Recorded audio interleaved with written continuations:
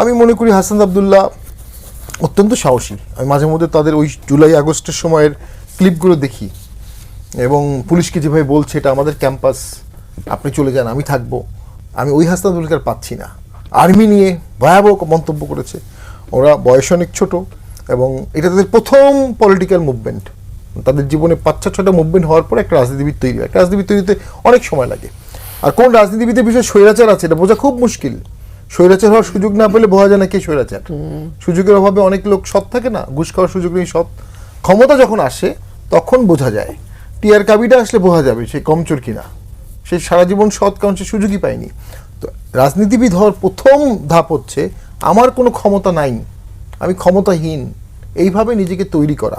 তো আমার এই ইয়াং ফ্রেন্ডসরা তারা হিউজ পোটেনশিয়াল, এখনও আমরা মনে করি তারা মূলধারার রাজনীতিতে আসুক, সংসদে আসুক, জোরালো বক্তব্য রাখুক, দেশ গঠন করুক, কিন্তু তারা সব কিছু অ্যান্টি রোল প্লে করছে।